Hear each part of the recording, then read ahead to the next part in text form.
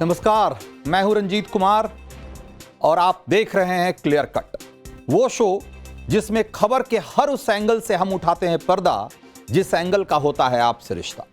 वो शो जो न्यूज से जुड़े हर कंफ्यूजन को करता है दूर। वो शो जो दिखाता है खबरों का एक्चुअल और फैक्चुअल चेहरा। तो चलिए शुरू करते हैं आज का क्लियर कट। तो सैंक्शन लगाकर भारत और रूस दोनों पर दबाव बनाने की ट्रंप नीति की कैसे हवा निकलने लगी है, आज इस पर विस्तार से बात करेंगे। भारत पर एक्स्ट्रा टैरिफ कैसे अमेरिकी राष्ट्रपति ट्रंप के लिए एक्स्ट्रा टेंशन में बदल गया है, इसकी एक जबरदस्त झलक मॉस्को में देखने को मिली, जहां भारत के विदेश मंत्री एस जयशंकर और रूसी विदेश मंत्री लावरोव के साथ एक बहुत महत्वपूर्ण बैठक हुई। वैसे तो जयशंकर अपने बेबाक लेकिन संतुलित बयानों के लिए जाने जाते हैं, लेकिन उन्होंने आज मॉस्को में क्या कहा, पहले आपको वो सुनना चाहिए। एस जयशंकर ने बयान तो रूसी विदेश मंत्री लावरोव के सामने दिया है, लेकिन उनका ये बयान अमेरिकी शासन के कानों में भी जरूर गूंज रहा होगा, क्योंकि मॉस्को में विदेश मंत्री एस जयशंकर का ये बयान मोदी सरकार की इंडिया फर्स्ट वाली नीति का एक नया शंखनाद है। सुनिए जरा। And I think these regular meetings have helped us to be in continuous touch, which is important at a time when international relations is changing so much.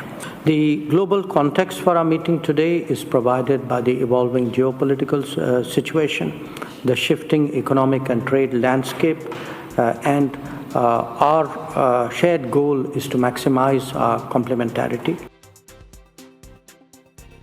तो कहां तो ट्रंप ने सोचा था कि रूसी तेल खरीदने को लेकर वो भारत पर एक्स्ट्रा टैरिफ लगाएंगे तो भारत डर कर कदम पीछे खींच लेगा, लेकिन यहां तो मोदी सरकार ने खेल ही पलट दिया। रूस जाकर रूसी विदेश मंत्री के सामने एस जयशंकर ने साफ साफ शब्दों में बोला कि अंतर्राष्ट्रीय रिश्ते बदल रहे हैं। बोलो मॉस्को में जरूर रहे थे, लेकिन मैसेज वॉशिंगटन को था, और भारत रूस एक दूसरे की ताकत को लेकर बेहतर तरीके से अब समझ चुके हैं और इसे बेहतर तरीके से इस्तेमाल करेंगे। जयशंकर ने यह भी कहा। जयशंकर के बयान में एकदम क्लियर कट मैसेज था कि अमेरिकी दबाव में भारत रूस का साथ नहीं छोड़ेगा। लगता है कि जयशंकर जले पर लगाने वाले नमक का प्रबंध करने ही मॉस्को गए। भारत का यह वो अंदाज है जिसका अंदाजा ट्रंप सरकार को बिल्कुल नहीं रहा होगा, क्योंकि कल जो भारत रूस व्यापार मंच की बैठक हुई थी उसमें विदेश मंत्री एस जयशंकर ने अमेरिकी एजेंडे के जैसे धागे खोल दिए। उन्होंने बड़ी साफगोई से 6 पॉइंट रखे थे और हर पॉइंट में एक मैसेज था, बहुत clear cut message. S Jaishankar ने कहा कि पिछले कुछ सालों में जब दुनिया ने कोविड महामारी देखी, युद्ध देखा, राजनीतिक और आर्थिक बदलाव देखा, नई तकनीकों और व्यापार में उतार चढ़ाव का इंपैक्ट झेला, इस दौरान भारत ने 6 महत्वपूर्ण सबक सीखे, जिसमें से पहला सबक जो भारत ने सीखा है वो ये है कि अंतर्राष्ट्रीय संबंधों में भरोसेमंद और स्थिर साझेदारी का बहुत महत्व होता है। विश्वसनीय साझेदारों की बहुत अहमियत होती है। जयशंकर के इस बयान में दुनिया के लिए एक ओपन मैसेज है, खास तौर से अमेरिका के लिए। देखा जाए तो रूस भारत की जरूरत के हर मोर्चे पर एक भरोसेमंद पार्टनर साबित हुआ है, जबकि अमेरिका ने एक बार फिर से साबित किया है कि आप कभी भी उस पर भरोसा नहीं कर सकते। कल तक जो अमेरिका भारत को स्ट्रेटेजिक पार्टनर और नेचुरल एलाई कहा करता था, इंडो पैसिफिक में एक बड़ा रणनीतिक साझेदार कहा करता था, आज वो भारत पर 25% एक्स्ट्रा टैरिफ तो लगा ही रहा है, इसे सैंक्शन का दर्जा देने में भी नहीं हिचक रहा। व्हाइट हाउस के प्रवक्ता खुलेआम कह रहे हैं कि हमने भारत पे 25% का सैंक्शन लगाया। सोचिए जरा, लोग कह रहे हैं कि ऐसे दोस्त और पार्टनर से तो दुश्मन ही अच्छा है भाई। जयशंकर ने कहा कि भारत ने जो दूसरा सबक सीखा वो ये है कि ज्यादा सुरक्षित सप्लाई चेन होना चाहिए। यानी ये स्टेटमेंट जो है वो भारत के लिए तो सबक है ही, इसमें भी अमेरिका के लिए एक मैसेज है। भारत ने एक तरीके से इसी सबक को आत्मसात करते हुए अपनी ऊर्जा आयात का जो दायरा है उसको पिछले कुछ सालों में बहुत बढ़ाया है। भारत के आयात में पेट्रोलियम यानी कि कच्चे तेल का जो हिस्सा है वो सबसे ज्यादा है, सबसे बड़ा होता है। और इसलिए अपनी ऊर्जा जरूरतों को सुरक्षित करना और उसके लिए भरोसेमंद सप्लाई चेन बनाना या ऐसा पार्टनर ढूंढना जहां से कि हम हर स्थिति में वहां से आयात कर सकें कच्चा तेल, यह भारत के लिए बहुत जरूरी है। और इस सेक्टर में भारत ने 2014 में जहां सिर्फ 19 देशों से पेट्रोलियम खरीदता था, आज भारत 40 से ज्यादा देशों से कच्चा तेल मंगाता है, क्योंकि भारत ने इस सबक को बहुत गहराई से समझा है कि किसी एक देश पर निर्भरता आपकी अपनी जरूरतों के लिए आपको महंगी पड़ सकती है। तो इस बयान में अमेरिका के लिए एक मैसेज की बात जो मैंने की, वो मैसेज ये है कि चीन से धोखा खाने के बाद भी अमेरिका भारत जैसे भरोसेमंद सप्लाई पार्टनर बनाने की बजाय आज भी चीन को ही वो बैकडोर से फायदा पहुंचाने में जुटा हुआ है। ग्लोबल सप्लाई चेन को मजबूत बनाने में भारत की मैन्युफैक्चरिंग सेक्टर की बहुत बड़ी भूमिका हो सकती है, और यह सिर्फ अमेरिका के लिए नहीं, पूरी दुनिया के लिए अच्छी बात होगी। लेकिन भारत के लिए टैरिफ बैरियर खड़ा करके अमेरिका न सिर्फ अपना अहित कर रहा है, बल्कि पूरी दुनिया को नुकसान पहुंचा रहा है। जयशंकर ने कहा कि जो भारत ने तीसरा सबक सीखा पिछले कुछ सालों में, वो ये है कि लिमिटेड संख्या में बाजारों पर जरूरत से ज्यादा निर्भर होना अच्छा नहीं होता है। और यह देखिए कि इस सबक को भारत ने कैसे इस्तेमाल किया है, और यह भी देखिए कि इसमें अमेरिका के लिए क्या मैसेज है। तो पहली बात तो यह कि आज भारत दुनिया के अलग अलग देशों के साथ ट्रेड एग्रीमेंट करने में लगा हुआ है, फ्री ट्रेड एग्रीमेंट, FTA वगैरह करके, ताकि दोनों देशों के बीच किसी तरह का ट्रेड बैरियर नहीं हो, या बैरियर हो तो कम से कम हो। अमेरिकी व्यापार टैरिफ की यह बहुत बड़ी काट है, क्योंकि भारत ने स्पष्ट किया कि किसी एक देश के बाजार पे जरूरत से ज्यादा निर्भरता यह नुकसानदायक होती, और यह अमेरिका के लिए भी बहुत महत्वपूर्ण है। इसमें भी एक मैसेज है कि अमेरिकी सैंक्शन का हम एक जरूरत से ज्यादा लोड नहीं लेते, क्योंकि हमें दुनिया के और जो वैकल्पिक बाजार हैं हम उसकी तलाश भी कर रहे हैं और वहां तक अपनी पहुंच भी बना रहे हैं। तो अमेरिका का सैंक्शन भारत के लिए एक टेम्पररी झटका जरूर हो सकता है, लेकिन अमेरिका यह ना सोचे कि भारत के सारे विकल्प खत्म हो जाते हैं उसी के साथ। तो इन पॉइंट्स को जब आप अमेरिका, भारत और रूस के रिश्तों के बरक्स रखकर देखेंगे, तब आपको पूरी तस्वीर साफ दिखेगी। रूसी तेल की खरीदारी को लेकर ट्रंप के अड़ियल रवैये के सामने जब आप उनके इस बयान को रखकर देखेंगे, तब आपको पिक्चर क्लियर दिखेगी। इसमें कोई दो राय नहीं कि बीते सालों में भारत और अमेरिका के बीच डिफेंस, टेक्नोलॉजी, व्यापार और जो रणनीतिक साझेदारी है, उसमें तेजी आई है, उसमें ग्रोथ हुआ है। अमेरिका भारत के लिए एक महत्वपूर्ण सहयोगी बनकर उभरा है, खासकर इंडो पैसिफिक क्षेत्र में, जहां की चीन के बढ़ते प्रभाव को संतुलित करने के लिए दोनों देश, या यूं कहें कि इस इलाके के जो 4 महत्वपूर्ण देश हैं, जिनको क्वाड के रूप में एक साथ इकट्ठा हुए थे। लेकिन अमेरिका ने जिस तरीके से रूस और यूक्रेन की जंग का बहाना बनाकर भारत के ऊपर टैरिफ बैरियर खड़ा किया है, यह बताता है कि इस तरह की साझेदारी को लेकर अमेरिका पर भरोसा नहीं किया जा सकता। इसीलिए इस जयशंकर की जो 6 पॉइंट वाली थ्योरी है, वो एकदम क्लियर कट मैसेज देती है कि भारत अब केवल पश्चिमी ताकतों, अमेरिका जैसे पश्चिमी ताकतों पर निर्भर नहीं रहना चाहता। मोदी का जो मल्टीपोलर वर्ल्ड का सिद्धांत है, उसके हिसाब से भारत आगे बढ़ता रहा है और आगे भी ऐसे ही बढ़े, और अपने पारंपरिक साझेदार जैसे कि रूस, इसका साथ कभी नहीं छोड़े। भारत की 6 पॉइंट वाली बात ट्रंप को स्पष्ट और संतुलित कूटनीतिक संदेश है कि भारत अमेरिका पर पूरी तरह निर्भर नहीं रहेगा। मोदी एक ऐसे विश्व का सपना देख रहे हैं जिसमें भारत अपने सभी संभावित साझेदारों के साथ अपने हितों के हिसाब से रिश्ते कायम करेगा, किसी के कहने पर नहीं चलेगा। हमें कोई हमारी नीतियों को लेकर डिक्टेट नहीं कर सकता, और कारोबार को लेकर अमेरिका जैसी धौंस दिखाता रहा है, उसका भी उपचार मोदी सरकार ने खोजना शुरू कर दिया है, और वो रास्ता भी रूस से होकर ही जाता है। दरअसल टैरिफ से भारत और अमेरिका के बीच व्यापार का जो नुकसान हुआ है या हो सकता है, उसकी भरपाई भी किसी हद तक रूस के रास्ते करने की तैयारी मोदी सरकार कर रहे हैं। वैसे तो बीते 4 साल में भारत और रूस के बीच व्यापार 5 गुना बढ़ा है या उससे भी ज्यादा बढ़ा है। 2021 में 13 अरब अमेरिकी डॉलर से बढ़कर आज जो दोनों देशों के बीच व्यापार है 2024-25 में वो 68 अरब अमेरिकी डॉलर हो गया और ये लगातार बढ़ता ही जा रहा है। लेकिन इस बढ़ोतरी के साथ दोनों देशों के बीच व्यापारिक असंतुलन भी बढ़ा है। ट्रेड डेफिसिट 6.6 अरब 6.6 अरब अमेरिकी डॉलर से बढ़कर 58.9 यानी कि करीब करीब 60 अरब अमेरिकी डॉलर हो गया है। और ये रसिया के पक्ष में, ये भारत के खिलाफ है। आज की तारीख में हम रूस से 63.45 या यूं समझिए कि करीब 63.5 अरब डॉलर का अमेरिकी डॉलर का सामान आयात करते हैं, जिसमें तेल, केमिकल्स, खनिज, हथियार, बहुत सारी चीजें शामिल हैं। और हम रूस को सिर्फ 4.5 अरब अमेरिकी डॉलर का निर्यात करते हैं। मंगाते हैं 63.5 अरब डॉलर, भेजते हैं सिर्फ 4.5 अरब डॉलर का। और जो भेजते हैं उसमें मशीनरी है, दवाइयां हैं, वगैरह वगैरह है।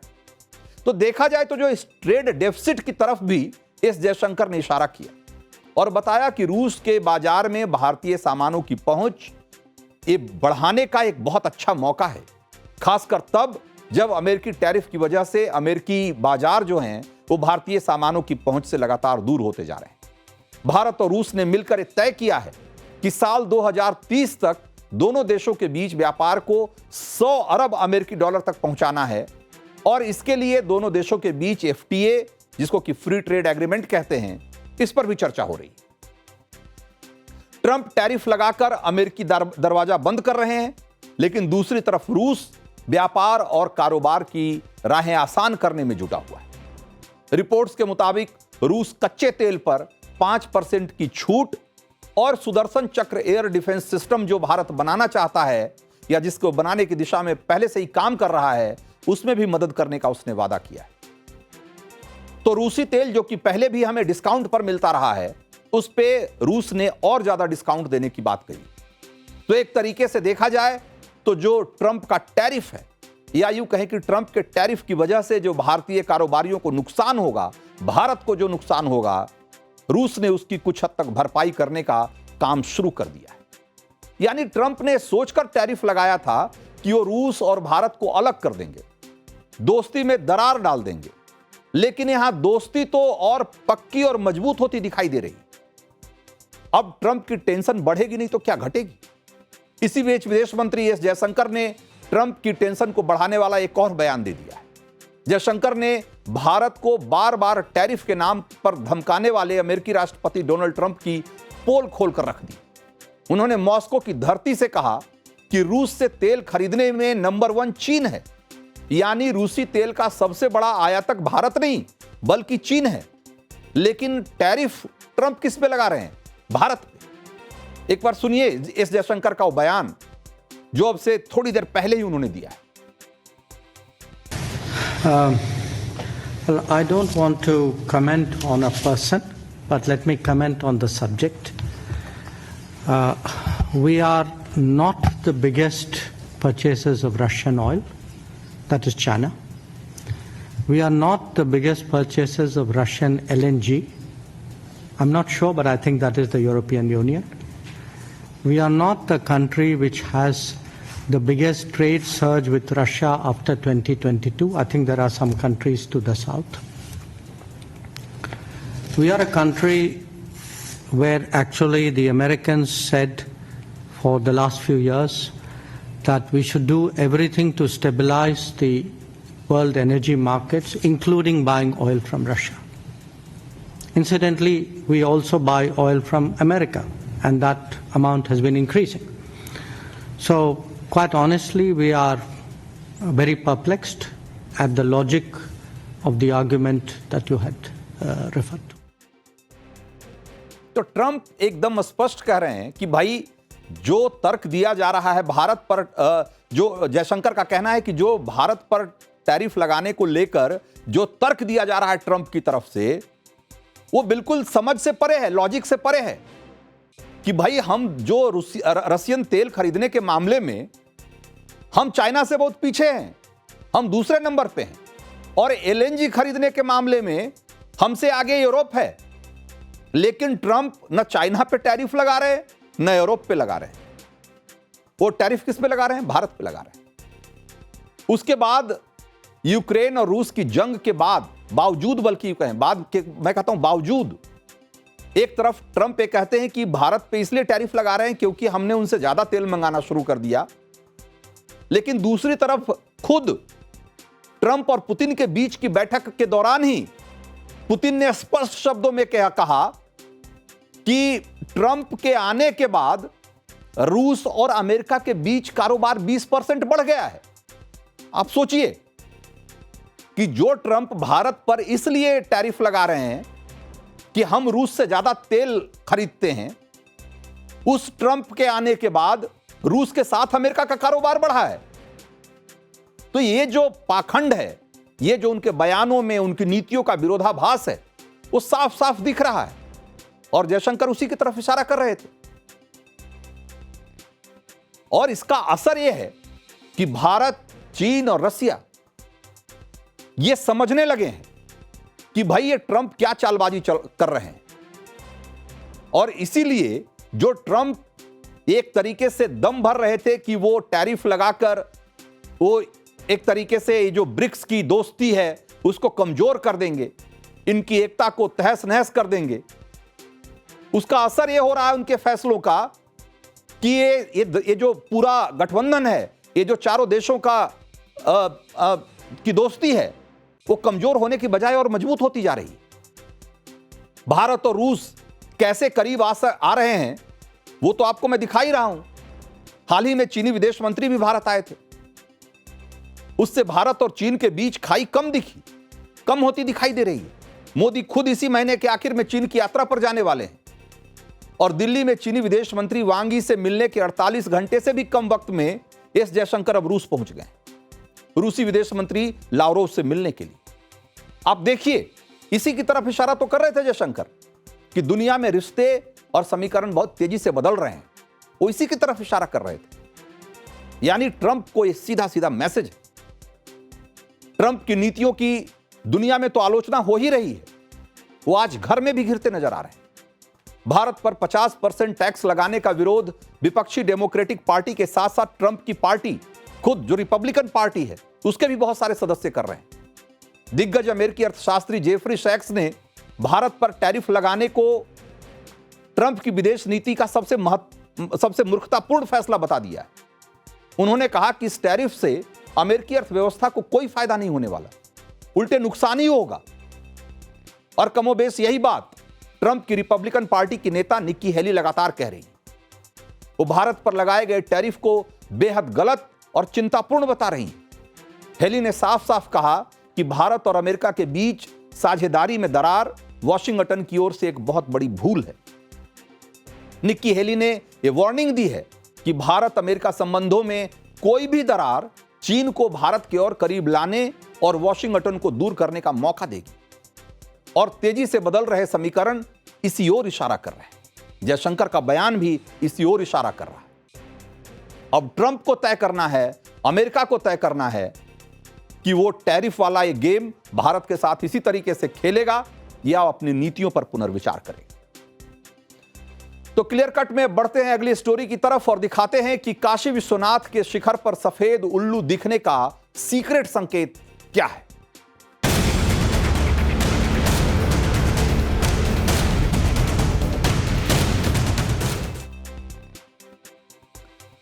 तो वाराणसी का काशी विश्वनाथ मंदिर दुनिया भर में मशहूर है।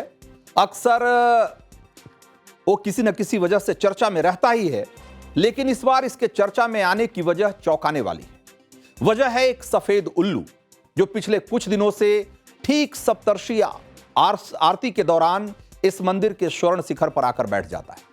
मंदिर प्रशासन के मुताबिक पूरी आरती के दौरान ये मंदिर के स्वर्ण शिखर के कोटर में बैठा रहता है और आरती के बाद फिर दिखाई नहीं देता।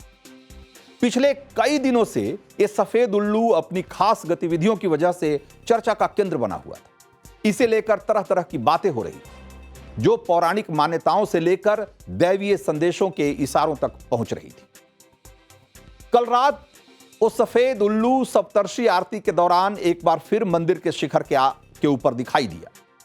तब जाकर लोगों ने इसकी तस्वीरें खींची, इसका वीडियो बनाया और इसे काशी विश्वनाथ मंदिर ट्रस्ट के सीईओ ने अपने सोशल मीडिया हैंडल से इसे पोस्ट भी किया। वो तस्वीरें आप अभी समय टीवी पर देख सकते हैं, जिसमें लिखा है उन्होंने कि कुछ बहुत ही शुभ प्रतीक्षा में। ऐसा प्रतीत होता है आज फिर सफेद उल्लू पक्षी शिखर के कोटर में प्रकट हुए। उनका इस सोशल मीडिया पोस्ट देखते ही देखते वायरल हो गया। सुनिए जरा क्या कह रहे हैं काशी विश्वनाथ मंदिर में सेवा करने वाले पुजारी। भगवान जहाँ पे विराजमान है काशी विश्वनाथ गर्भगृह के जो मेन शिखर है, 3 शिखर हैं। काशी विश्वनाथ का प्रथम शिखर है सबसे ऊंचे में, जिसमें ध्वज और त्रिशूल बने हुए हैं। उसी शिखर पर भगवान वो श्वेत उल्लू का जो गर्भगृह के ठीक ऊपर जो शिखर है, यानी जो जहाँ पे ध्वज लगा है, स्वर्ण ध्वज लगा है, उसी के नीचे आके बैठते, उसी के नीचे कर बैठते हैं। वहीं कितने देर तक सफेद लोग शयन आरती में उनको दर्शन किए और जब तक शयन आरती चला तब तक वो विराजमान थे। वहाँ पे उन्होंने दर्शन किया, सभी लोग भक्तों ने उनका दर्शन किया। इसका शुभ संदेश है, शुभ सूचक है। जल्दी तो दिखाई नहीं देगा। आप हर जगह देख लीजिए, सफेद उल्लू आपको नजर कहीं नहीं आएगा।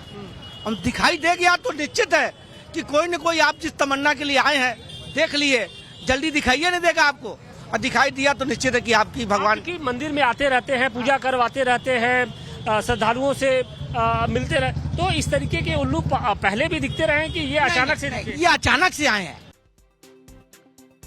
तो मंदिर ट्रस्ट के सीईओ विश्वभूषण मिश्र ने अपनी पोस्ट में जो लाइनें लिखी थी वो उन धार्मिक मान्यताओं की तरफ इशारा करती है जिस पर सिर्फ भारत में ही नहीं बल्कि दुनिया के कई देशों में लोग यकीन करते हैं। वो उनकी लोक मान्यताओं का हिस्सा है। उन पर आगे मैं बात करूंगा, लेकिन उससे जुड़ी रहस्यमय कहानियों और घटनाओं का ब्यौरा भी मैं आपको दूंगा।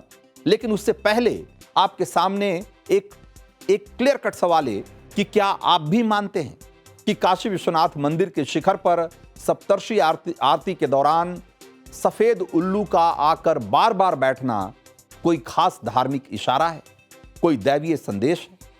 यह सवाल इसलिए है क्योंकि उल्लू को एक रहस्यमय पक्षी माना जाता है। आज से नहीं, सदियों से माना जाता है। हर धर्म में, हर समाज में माना गया है। ईसाई धर्म में इसे रहस्यमय शक्तियों का प्रतीक माना जाता है। यूरोप के देशों में उल्लू को शुभ और अशुभ दोनों से जोड़कर देखा जाता है। 17वीं शताब्दी तक तो उल्लुओं को लेकर डर ऐसा था कि उन्हें काले जादू से जोड़कर देखा गया, चुड़ैलों का गुलाम बताया गया। अमेरिका से लेकर एशिया के कई देशों में उल्लू को जादुई शक्ति और आत्माओं से जोड़कर देखा जाता है। वहीं जापान में उल्लू शुभता का प्रतीक माना जाता है, सौभाग्य और सुरक्षा का प्रतीक। यूनानी सभ्यता में इसे बुद्धि और युद्ध की देवी या एथेना का प्रतीक माना जाता है। उनका वाहन उल्लू को माना गया है, एथेना का। उसी तरीके से सूफी परंपराओं में भी उल्लू को रहस्य और आध्यात्मिक शक्तियों से जोड़कर देखा गया है। और हिंदू धर्म में तो उल्लू को सुख सौभाग्य की देवी लक्ष्मी का वाहन माना गया है, जिनके की 8 रूप हैं: आदि लक्ष्मी, धन लक्ष्मी, धान्य लक्ष्मी, गज लक्ष्मी, संतान लक्ष्मी, वीर लक्ष्मी, विजय लक्ष्मी और विद्या लक्ष्मी। लक्ष्मी के इन सभी रूपों से उल्लू का खास रिश्ता रहा है। और सामान्य धार्मिक विधान में उल्लू अगर मां लक्ष्मी का वाहन है तो तांत्रिक पूजा में इसे मां काली का वाहन माना जाता है, जो रात से जुड़ी हुई रहस्यमय शक्तियों का प्रतीक है। हिंदू धर्म से लेकर बौद्ध धर्म तक तंत्र से जुड़ी परंपराओं में माना जाता है कि उल्लू अगर बार बार कहीं दिख रहा है तो उसका एक खास मैसेज हो सकता है। उसके पीछे कुछ होनी अनहोनी का जरूर कोई ना कोई इशारा है। एक बात यहां और स्पष्ट कर दूं, जो धार्मिक और लोक मान्यताएं हैं उसमें काले या गहरे भूरे उल्लू को नेगेटिव शक्तियों का प्रतीक माना जाता है, जबकि सफेद उल्लू को दैवी शक्तियों का प्रतीक माना जाता है। यही वजह है कि काशी विश्वनाथ मंदिर में एक खास समय में, यानी कि सप्तर्षि आरती के दौरान सफेद उल्लू का दिखना, लोग इसे कई तरीके से होनी अनहोनी से जोड़कर देख रहे हैं। लोग मान रहे हैं कि इसके पीछे कोई दैवीय इशारा हो सकता है, दैवीय संदेश हो सकता है। सुनिए क्या कह रहे हैं वाराणसी के लोग। पूरा देश बड़े सुख का अनुभव करते हुए देख रहा है, शांति का अनुभव करते हुए देख रहा है और जैसा माना जाता है माता लक्ष्मी का ये प्रतीक है और श्वेत उल्लू का दिखना बहुत ही शुभ संकेत माना जाता है। अभी दीपोत्सव होना है, दिवाली होनी है और उसके पूर्व से दिखना इस श्रावण मास के तुरंत बाद से बहुत ही शुभ संकेत है। बहुत ही शुभ संकेत है पूरे विश्व के लिए, क्योंकि 2025 के पिछले गए बीते हुए समय में प्लेन क्रैश और क्या कहते हैं कोरोना वगैरह आना, ये सब जो है अशुभ संकेत थे। लेकिन अब जैसे कि दिख रहा है सफेद उल्लू, तो अवश्य ही शुभ संकेत है और हम बाबा विश्वनाथ जी का हार्दिक बहुत दिली इच्छा से जो है जाएंगे और बाबा विश्वनाथ जी का दर्शन करेंगे। सुनने को मिलता है कि माता लक्ष्मी का वाहन सफेद उल्लू माना जाता है और बाबा के शिखर पर आकर बैठना यानी कि माता लक्ष्मी का स्वयं वहां पर वास है। यानी कि इसका सीधा सा संकेत है कि काशी जितना विकास किया है उससे अधिक लक्ष्मी का कृपा करेगा, लक्ष्मी कृपा करेंगी और काशी के अलावा इस क्षेत्र उत्तर प्रदेश का और विकसित होने का एक संकेत है। हमारे यहाँ शुभता और का प्रतीक माना जाता है, समृद्धि का प्रतीक माना जाता है, समृद्धि और प्रसन्नता का प्रतीक माना जाता है। और जो माता लक्ष्मी का वाहन भी है और सफेद उल्लू है, ये भी और प्रसन्नता की बात हम सबके। हमारा देश अमेरिका कितना भी टैरिफ लगा रहा है उसके बाद भी हमारा जो देश जो है अपने अग्रसर कदम की ओर है। तो ये तो हुई लोगों की बातें, उनकी मान्यता और उनका विश्वास। यहां आपको एक और खास प्रचलित धार्मिक मान्यता के बारे में बताता हूं, जो ये कहती है कि दैवी शक्तियां अलग अलग रूप धरकर अपने संदेश इंसानों के बीच पहुंचाती है। इसमें पक्षियों के रूप में संदेश देने की मान्यता भी बहुत पुरानी है। संभव है ये बात आपने अपने बड़े बुजुर्गों के मुंह से सुनी होगी। देश भर के मंदिरों के शिखर पर इसी मान्यता को ध्यान में रखकर खास तौर से कोटर बनाए जाते रहे। वहां अलग अलग पक्षियों के बैठने का अलग अलग मतलब निकाला जाता रहा है और इस वैज्ञानिक युग में भी वो मान्यताएं चली आ रही हैं और बहुत सारे लोग आंख मूंद कर उस पर विश्वास भी करते हैं। उदाहरण के लिए आपको राजस्थान के टोंक के नटवाड़ा के बद्रीनाथ मंदिर की मान्यता के बारे में बताता हूं। उस मंदिर की तस्वीरें इस समय आप देख रहे हैं।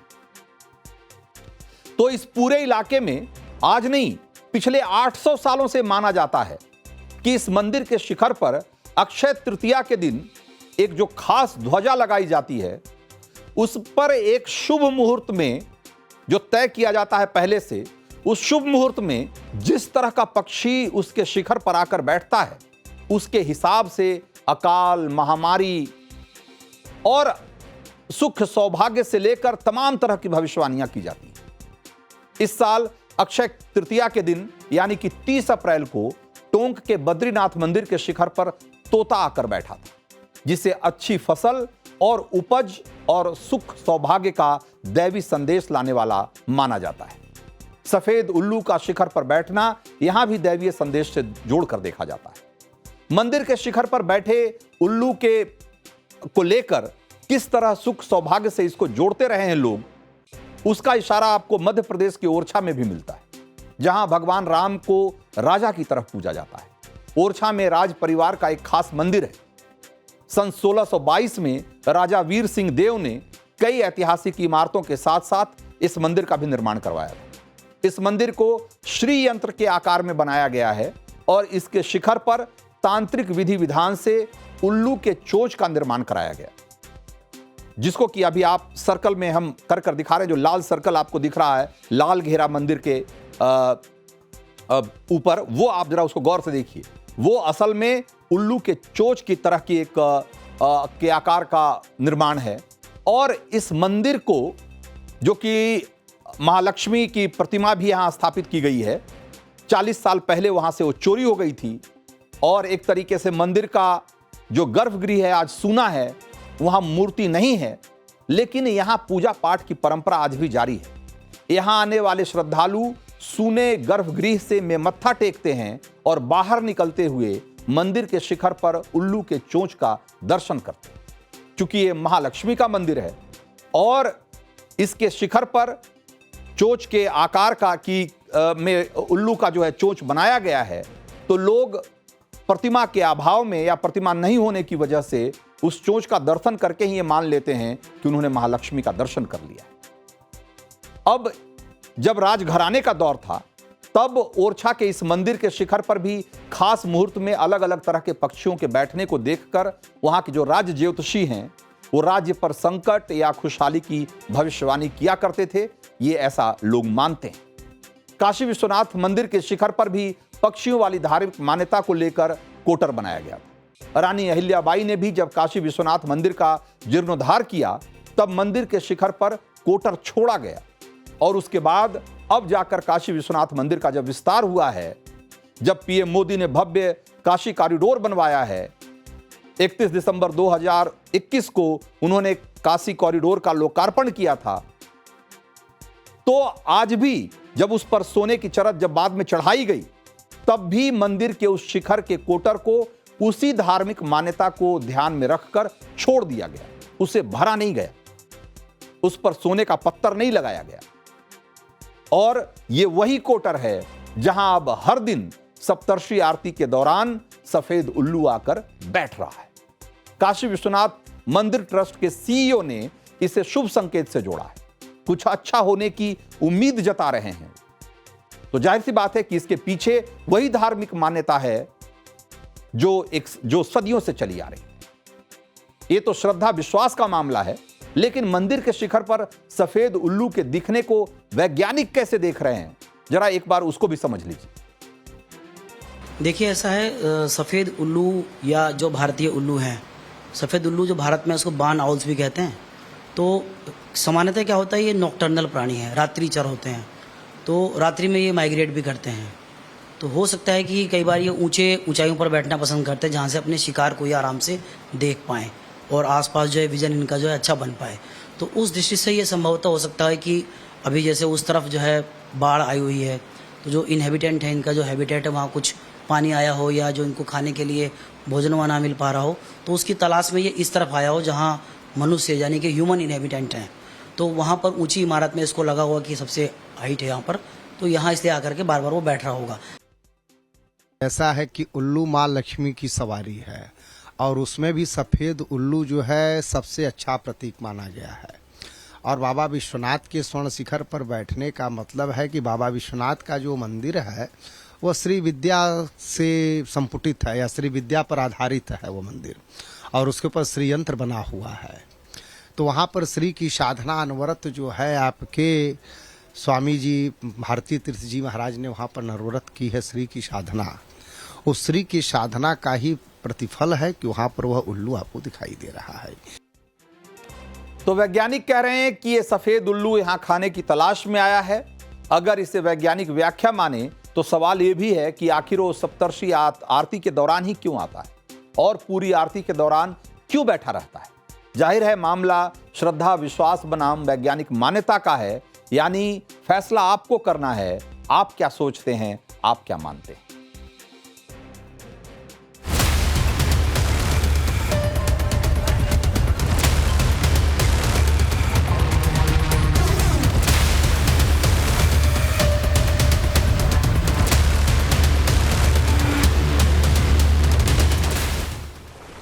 और अब आपको दिखाते हैं कि देश के वो कौन कौन से इलाके हैं जो बाढ़ की मार झेल रहे हैं। गुजरात के जूनागढ़, द्वारका, पोरबंदर में तो हालात बद से बदतर हो रहे हैं। महाराष्ट्र में पुणे से लेकर नासिक तक बाढ़ बारिश का भयंकर रूप देखने को मिल रहा है।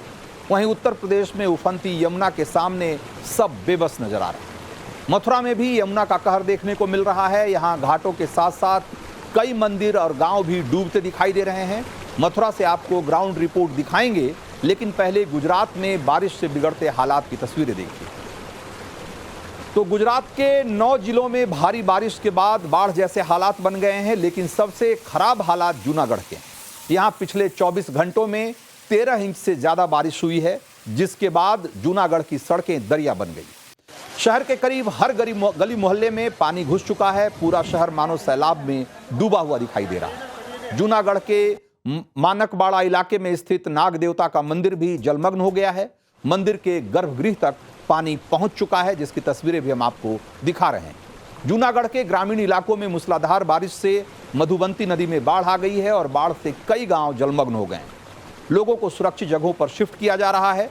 जूनागढ़ के वंथली केशोद में बाढ़ से फंसे लोगों को निकालने के लिए एनडीआरएफ की टीम लगाई गई और एक बुजुर्ग को बड़ी मुश्किल से उफनती धारा के बीच से निकाला जा सका। उसकी तस्वीरें देखिए, रस्सी के सहारे कैसे बुजुर्ग को रेस्क्यू किया गया। जूनागढ़ के बाद देवभूमि द्वारका की तस्वीरें भी देखिए। यहां भी बादल इस कदर बरसे कि हालात बद से बदतर हो गए हैं। ड्रोन से ली गई तस्वीरों में आप तबाही का अंदाजा लगा सकते हैं। और तो गुजरात से लेकर के उत्तर प्रदेश और महाराष्ट्र के तमाम इलाके बाढ़ की वजह से बहुत परेशानी झेल रहे हैं। उसकी कुछ तस्वीरें हमने आपको दिखाई। समय की कमी की वजह से आपको पूरी तस्वीरें मैं नहीं दिखा पा रहा हूं, लेकिन क्लियर कट में अब मुझे दीजिए इजाजत। ब्रेक के उस पार देखिए प्रतिशोध दिनेश गौतम के साथ।